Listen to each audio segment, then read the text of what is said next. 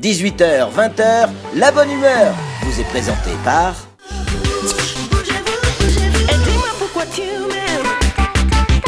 Le yaourt ou là, c'est bon pour moi, c'est bon pour toi.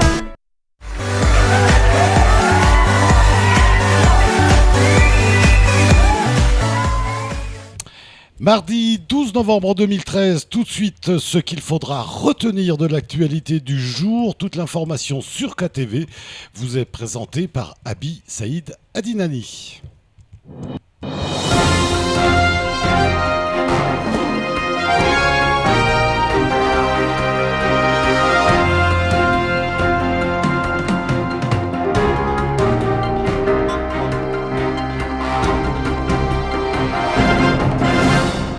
Bonsoir à toutes et à tous, il est 19h01, l'heure pour nous de faire un tour d'horizon de ce qu'il faut retenir de votre actualité. Bienvenue à tous dans ce journal. Avec nous ce soir, Ariti Abdullah.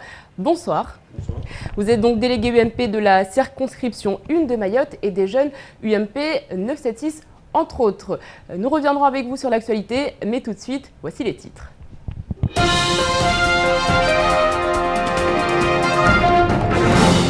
Et à la une de l'actualité, cette image, les fonctionnaires prenant la direction de l'aéroport, valise en main. Les barges ont été assaillies par les professeurs et autres agents de la fonction publique pour une simulation de départ collectif. Pendant ce temps, les rues de Mamoudzou étaient bloquées par les agents de la mairie en colère. Les élèves du lycée de Mamoudzou préparaient, eux, leur riposte de leur côté. Trop de vols, trop d'agressions, les habitants s'organisent notamment du côté de Mtsapéré. Tout est parti d'un énième vol, celui du téléphone portable d'un jeune du quartier. Les Mtsapérois ne veulent plus de la fatalité, ils échangent leurs coordonnées, se constituent en petits groupes pour lutter contre ce fléau.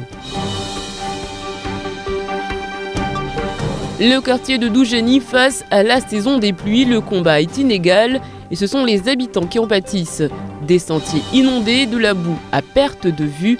Les habitants dénoncent l'abandon de la mairie et menacent de sanctions lors des futures municipales qui se profilent.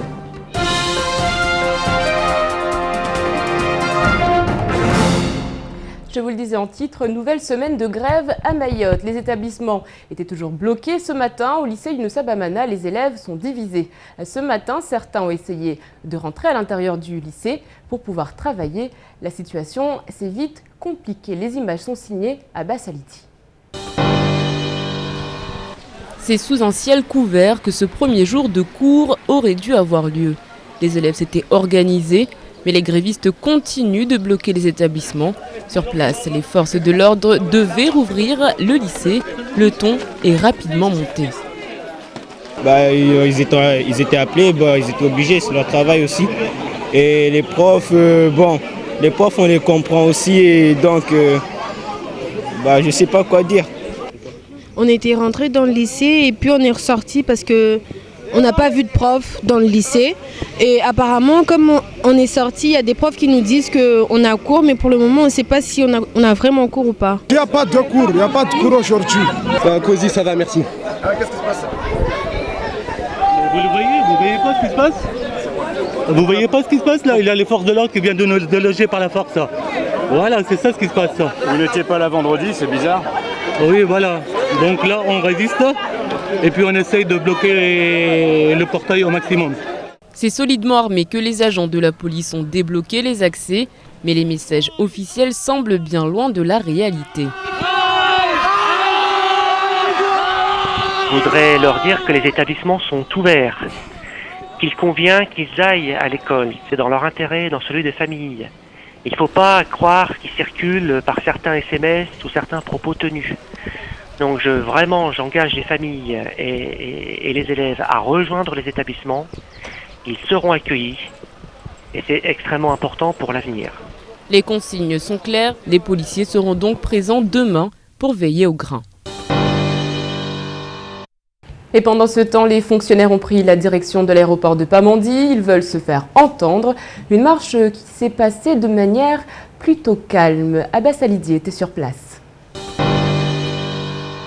Une marche symbolique pour illustrer le départ des fonctionnaires de Mayotte. Dès 8h30, la barge était prise d'assaut. Des centaines d'agents de la fonction publique sur le départ. Les valises ont ensuite pris la direction de l'aéroport. Au sein du cortège, grévistes et lycéens ensemble. Nous continuons la lutte pour la non-fiscalisation de l'indemnité d'éloignement et nous irons jusqu'au bout. Aujourd'hui, j'ai mes collègues qui sont derrière moi, là, qui sont encore motivés, toujours motivés pour cela. Arrivés devant l'aéroport, des barrières avaient été installées. Les fonctionnaires sont restés en dehors de la structure. Les vols n'ont pas été perturbés. Notre journée de marche symbolique aujourd'hui, donc le départ des fonctionnaires de Mayotte. Ce qui est prévisible au cas où les choses ne s'arrangent pas, on attend toujours l'ouverture de négociations. Alors pour le moment, on ne peut pas dire qu'il y a quelque chose qui est fait au niveau du gouvernement. On attend donc l'ouverture de négociations et une prise de position de la part du Premier ministre Jean-Marc Ayrault sur la question. Alors la prochaine étape, c'est demain. La grève va continuer, elle continuera jusqu'à temps qu'on puisse être entendu.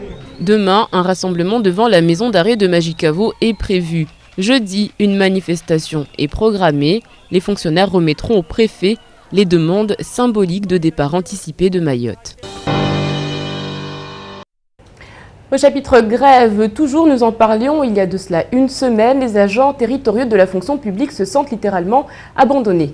En effet, si l'indexation est sur toutes les lèvres du côté des agents territoriaux, ça ne reste que des mots, puisque suite au décret paru en octobre, ils sont tout simplement exclus du dispositif. La grogne s'est donc organisée ce matin, c'est ce qu'ont pu constater Shakila Issouf et Zakaria Hammam. Ils espéraient être 1 millier à manifester. Au final, c'est pas moins de 300 personnes qui se sont retrouvées dans les rues de Mamoudzou, entre le rond-point El Farouk, le CHM et le commissariat de police. Normalement c'est prévu d'être prolongé jusqu'à jeudi. Mais là, en sortant de là, on va nous organiser et puis revoir tous les points positifs et négatifs. Et par la suite, on verra si on arrête là ou bien on continue toujours. On espère que les autres vont venir et aussi on fait appel aussi aux autres communes et syndicats de venir nous rejoindre pour tous lutter contre cette inégalité-là. Le cortège est parti en direction du rond-point de Kaweni, le tout surveillé par les forces de l'ordre. Aujourd'hui, le but n'était pas d'être reçu par le maire, mais bien de lancer un appel à tous les agents de la fonction publique. Qu'on y est, on doit persister. Du fait que nous savons que tous les autres agents de la fonction publique territoriale de l'outre-mer perçoivent cette indexation. Alors, pour quelle raison aujourd'hui, à Mayotte, les agents de la fonction publique territoriale ne pourront pas percevoir cette indexation? Alors, s'il y a problème dans les caisses des collectivités locales, ce ne sont pas du tout les agents de la fonction publique qui sont à l'origine de ces déficits.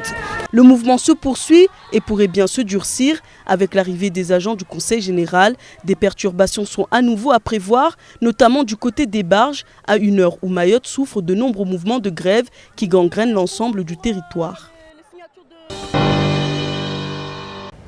Dans l'actualité également, le salon de la mode et de l'artisanat de l'océan Indien s'est tenu samedi. La fête a été particulièrement belle, mais un incident a entaché l'événement dans le courant de l'après-midi. En effet, les familles leaders se sont invitées à la fête et ont brandi des pancartes au milieu de la foule. Les messages étaient clairs, les Comoriens ne sont pas les bienvenus à Mayotte. La cause, le 18 novembre prochain sera organisé aux Comores le 2e forum des femmes entrepreneurs de l'océan Indien. Les femmes maoraises ont été invitées, mais à la seule condition qu'elles soient intégrées et présentées comme des femmes comoriennes, ce qu'elles ont refusé. La vice-présidente de l'association Entreprendre au féminin était l'une des invitées de la matinale ce matin. Écoutez. Il faut savoir que notre association, c'est une association de femmes entrepreneurs à but économique et aussi social. Et on mène des actions en fait pour promouvoir l'entrepreneuriat féminin. Et il y a plusieurs mois déjà, enfin même depuis le début de la création de l'association, nous avons des difficultés par rapport malheureusement à l'association des îles Comores, qui d'une part, dès la création de l'association, n'a pas souhaité que l'on rejoigne le réseau Entreprendre au féminin océan Indien. Pourquoi ? Alors en fait, ils considèrent que, étant donné qu'il y a déjà une association Entreprendre au féminin Comores, nous devrions rejoindre l'association et pas avoir une association de Mayotte. Nous avons pensé travailler ensemble, mais trop c'est trop. Pourquoi quand c'est les femmes entrepreneurs féminins qui invitent les femmes de Comores pour venir, ils prétendent que c'est la haute trahison à la nation, mais quand c'est le Kinga culture, je sais pas quoi, on le permet de rentrer. Et c'est quand même idiot, parce que quand ils rentrent ici, ils rentrent avec un visa. Comment ça se fait qu'ils peuvent prétendre qu'on est comorien? Et c'est quand même. Est-ce qu'il fallait aller jusqu'à perturber cette belle manifestation? C'est pas une perturbation. Il y a une perturbation quand même. On est allé s'exprimer et c'était le seul endroit où on devait aller. Et nous faisons appel à eux qui viennent combattre avec nous pour que cette injustice cesse. La violence ne cesse de grandir. Dimanche, un jeune se fait arracher son téléphone portable à Mtsapéré, quartier Balamanga. Les vols et les cambriolages se multiplient. Les jeunes sont pointés du doigt. Ils se défendent aujourd'hui au micro de Shakila Issouf.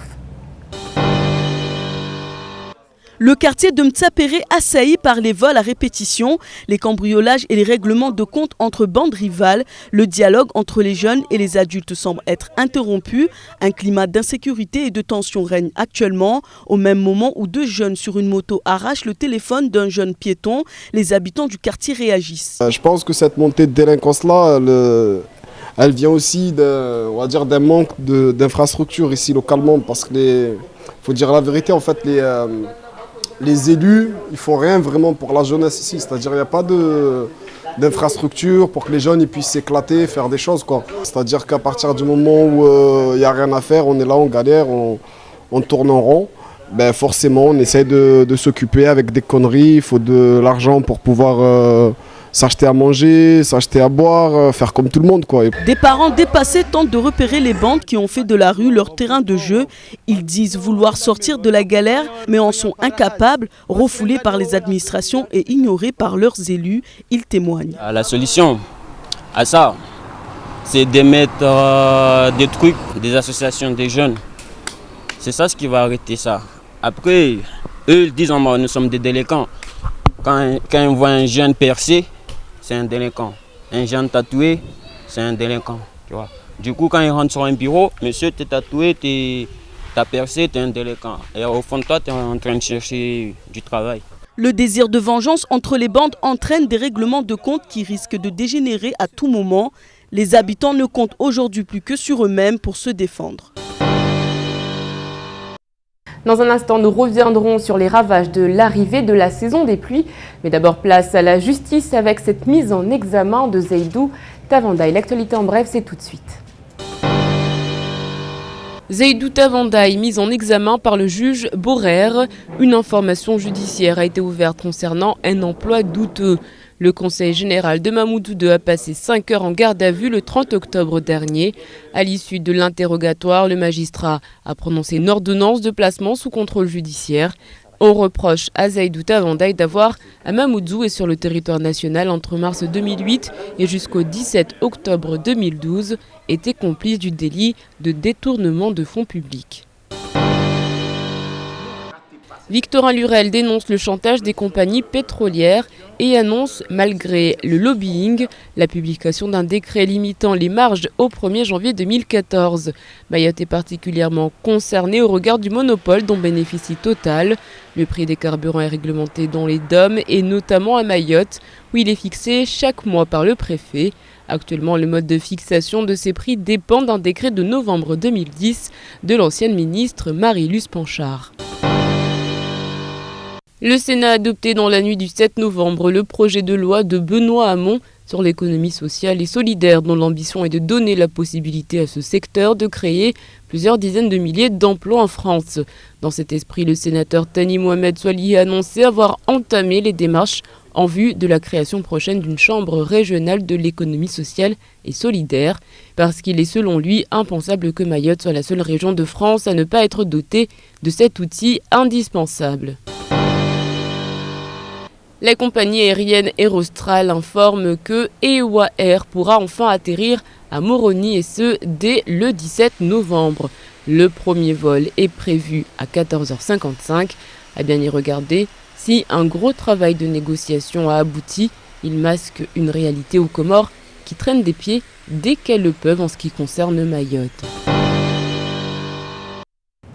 De nombreuses familles vivent dans des bidonvilles à Doujani. Ils n'ont pas de route pour accéder à leur habitation. Et avec la saison des pluies, ils sont obligés chaque jour d'emprunter des sentiers impraticables. C'est ce qu'ont pu constater Shakila Issouf et Fred Souleymana. Dans le quartier de Doujani, non loin du collège, plusieurs familles vivent dans des conditions précaires, sans éclairage public ni route. Ils sont parfois contraints d'user d'astuces pour se déplacer. La vie au quotidien des habitants est difficile. Excédés, ils menacent de représailles pour 2014. 22 ans, timza 1991 rangun liyaban wala mtongo kasikiri lazimu zikiri mana baba wamtsina de ham mfaransa mpiri mahaja pia activity marevan na mtongo kasikiri mswana tibingi kala mataba lazimu ne shari mara na lotisma wala kamsi nifanya ntongo za nzuzuri mana lazimu kamba wa mfaransa mnofu. À Mamoudzou, plusieurs familles vivent dans des zones qui ne sont accessibles qu'aux piétons, des familles qui s'installent illégalement sur les terrains et construisent sans permis. Aujourd'hui, la plupart des chantiers sont régularisés et les habitants souhaitent être considérés comme des citoyens français à part entière.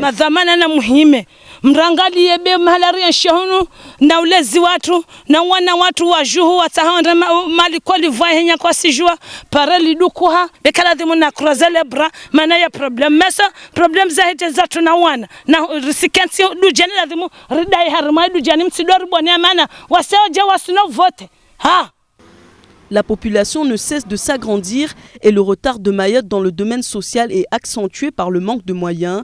La précarité s'installe un peu plus à la veille de l'entrée du territoire au sein de l'Union européenne. Il y a comme un parfum d'élection électorale prochainement. Nous y reviendrons avec Ariti Abdullah dans quelques instants. Mais tout de suite, c'est l'heure de faire un tour d'horizon du reste de votre actualité en maoré.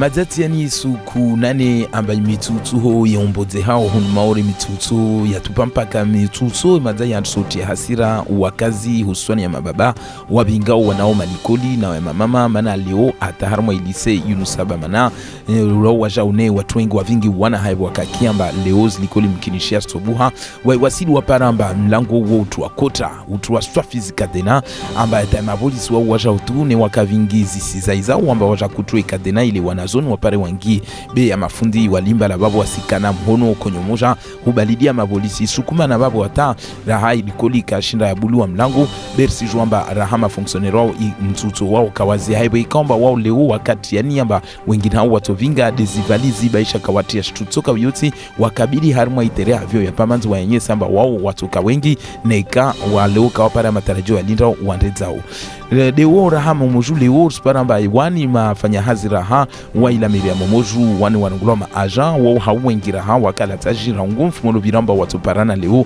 harmwa ya mavare ya moju huzingizia harmwa mtuto hewe kamba wa waja wa yahusu mpangio was indexation za mishahara wa watengwa mbali huli amba leo takaselo amba manatini we kamba leo wa waja une wasfanya hazi za serikali basi wanyao watujwa wapare bedi wao do lazima watengwe tungwe kamba mituto heni rahaka yazi ya kavu atatungu moja raha ya paruhana shwara tuwe kwamba tutodunga tena raha meso tarjueneka mtuto dobi dotomboze wao au dototokifu Madzaufa havalu tena unuraha uo usenda na huu shangiza honu maore basi atazuzi raha mwa ikartie mbalamanga mtaperene uvuwa mtu kamba mwana shababi raha avoshwe telefonu leo kula suku watu kana huu tombole ya shadi ya mashababi ambalo watukana huwana wasikana hububuana inirungulo reglement de compte na zangina ambalo ufa havalunu kula suku kavu kartie kaisi namba ufa havalu kausimoni bawu zafikiri uwani wengine na uha mashababi wawaja utune wahimi amba watumenza ke kunyumoja isketu amba kula lera di wao amba wa wenye wene wahime wasaidie mkinishia neka ya mavolisi neka watu wabole wa malago wanyesa mba mwana fulani mfano unuwe kana ufanya tabia mbi haruma ikartie mwana fulani mfano dagokada wae aunoe hamba wae kana ufanya ufahavalu ile washinde wawe zinzia mkinishia mba rangu watu wabole wa malago rangu ya mavolisi hata mavolisi municipal ne washinde waone zinzia za huwana na ufahavalu hun maori wakati wa kashikazi tuanu ukabili nersijua ambavyo watu wengi hususan ambao wajiparamba raha kawasina zinyumba za timu nyumba zilionanga zinyumba beuparamba swaftas karti waketuamba karti kamba zo nziro huyeshi haiwe kamba kabwasi mwenge kabwasi mavare kabwasi trustoka uyoti amba wahija kashikazi maji na magoda nordeani amba wapare unono wa timu au wapare mhifadhi wa timu safike lora ingalia mfano ujuju na ikoleji ya dujani amba wengi wa ujama wa ishu monoho au kamba ujuho paramba kabwasi atanzia za hovira nzie za huenda safike tongo kamba lor si jwamba wengine hao wa uyeshi ujuho wengine hao wana wao so makambo do ujuho be huenda na hurudi eba watu wanufanya jeje haiwe kamba lor na ingalia fete amba tauni wa wajipara leo kwendi zikartie swenda na umbozeha amba watu mfano hali wakama la gonutin hunu wasenda na uhea ujuho be rahaka wabulwa ya mavare na zinzi ya ukamba zoshinda stem hifadhi utoka uyoti na wakati wa kashikazi na nurde unu safike babo za hatwari manarsi rwamba neka izivua zishukunyengi basi yo ajal tupu letoka harma quartier nurde ziso.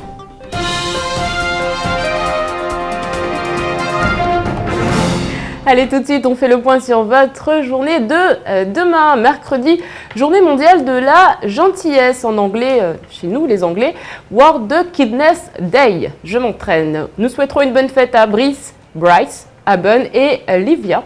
Et puis sachez que Whoopi Goldberg est née un 13 novembre 1955. Whoopi Goldberg qui a dit « Je ne suis pas une grande beauté, mais je pourrais apprendre 2 ou 3 choses à Sharon Stone sur la façon de séduire un homme. » Et tac, dans les dents. Sans transition aucune, tout de suite, place à la météo d'Ornella Périne.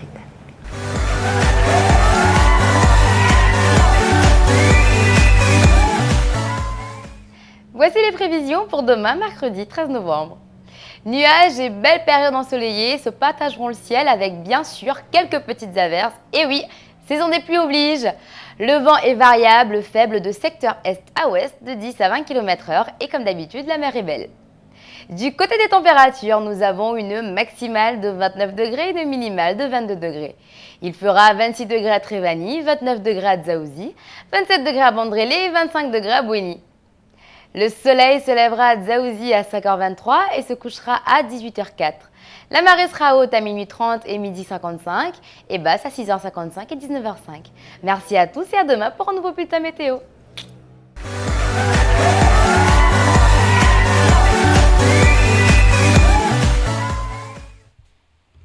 Et bien voilà pour la météo, en tout cas merci à Ornella pour ces petits conseils pour demain. Allez, on rappelle très rapidement le programme de ce soir à 20h. Vous retrouverez Face à la rue avec comme invité Moudou Dia. Il était directeur des impôts à Mayotte. Il nous a accordé cet entretien juste avant son départ. On rappelle aussi l'invité de la rédaction tout à l'heure, Ariti, Abdoulaye Ariti, qui est déjà avec nous. Bonsoir Ariti. Bonsoir. Ça va en forme ? Très bien. Ça va. Ariti, qu'est-ce qu'on a envie de dire aux jeunes en ce moment ? On va parler politique, on va parler de plein de choses. Il y a les municipales qui s'approchent. Qu'est-ce qu'on pourrait dire à un jeune pour qu'il rentre dans le combat ? Qu'il ne faut pas qu'il attende qu'on fasse pour lui, qu'il s'engage lui-même. Il faut qu'il rentre ces jeunes qui viennent prendre ce qu'il aurait dû. Oui, parce que c'est pas que c'est l'aurait dû, c'est que moi je dis souvent que la politique, ce n'est que la vie de la cité, et on est tous concernés. Et voilà. Actif ? À l'époque, on s'est connus à la CGPMA, Jeunesse UMP. Il faut y aller. Oui. Moi, je le dis souvent, ce que je dis, c'est que nos aînés ils ont fait un combat qui était celui de la départementalisation. Ouais. Mais c'est ce combat-là que vous continuez ? Non. Le nôtre maintenant, c'est le développement économique et social de notre île. Donc c'est notre combat. Je pense qu'on a tous été formés pour ça. Maintenant, il faut juste qu'on ait le courage et puis qu'on ait envie de s'engager. Vous serez l'invité tout à l'heure d'Abi. Comment on est 2 minutes avant une interview comme ça ? On a chaud. On a chaud. Ah, il fait chaud chez nous. Hein. Voilà, donc Ariti Abdoulaye qui sera l'invité tout à l'heure de la rédaction. Pour l'heure, nous, on continue. On part du côté de la pub.